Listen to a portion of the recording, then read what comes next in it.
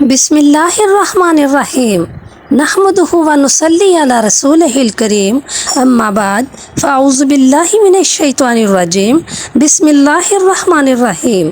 اللہ تعالیٰ قرآن پاک میں ارشاد فرماتے ہیں یہد اللہ لنورہ من یشاء، اللہ اپنے نور سے جس کو چاہتا ہے سیدھی راہ دکھاتا ہے۔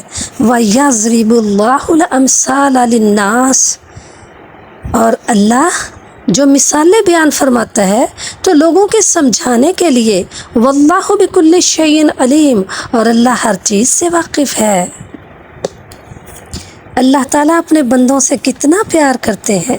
اللہ تعالیٰ فرماتے ہیں کہ جب میرے بندے کی عمر 40 سال کی ہو جاتی ہے تو میں اس کو 3 قسم کے امراض سے محفوظ کر دیتا ہوں، جنون، جذام اور برص۔ ان سے عافیت دیتا ہوں، یعنی نجات دیتا ہوں۔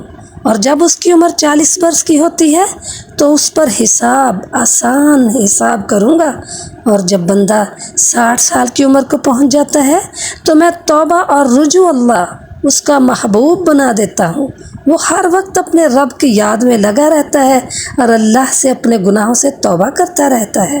اور جب کسی بندے کی عمر 70 سال کی ہو جائے تو اللہ تعالیٰ فرماتے ہیں تو فرشتے اس سے محبت کرتے ہیں۔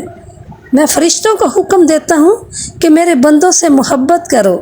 اور جب میرے بندے کی عمر 80 سال ہو جائے تو اللہ تعالیٰ فرماتے ہیں اس کی نیکیاں لکھی جاتی ہیں اور اس کے گناہوں کو نظر انداز کیا جاتا ہے۔ اور جب کوئی بندہ 90 سال کا ہو جاتا ہے تو اللہ تعالیٰ فرماتے ہیں کہ میں اپنے فرشتوں سے کہتا ہوں کہ اللہ کی زمین میں یہ اللہ کا قیدی ہے اور اس کے اگلے اور پچھلے گناہ بخش دیے جائیں گے، اور اس کے اہل میں اس کی شفاعت قبول کی جاتی ہے۔ جو بزرگوں کی خدمت کرتے ہیں اللہ تعالیٰ ان کی شفاعت قبول فرماتے ہیں۔ 50 سال سے قیامت کے دن آسان حساب ہوتا ہے۔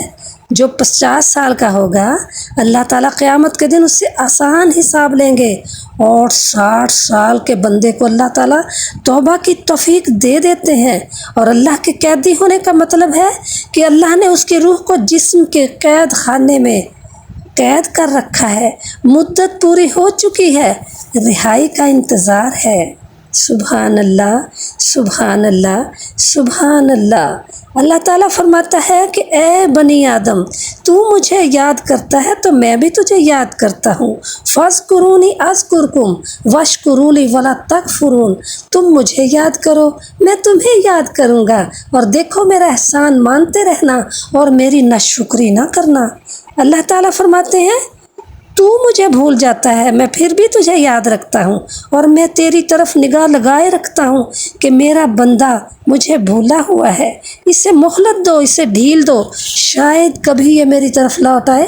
اللہ تعالیٰ فرماتا ہے اے ابن آدم، مجھے طلب کر، اگر تو مجھے پا گیا تو سب کچھ پا گیا، اور اگر میں نہ ملا تو تم سے ہر چیز چھوٹ گئی۔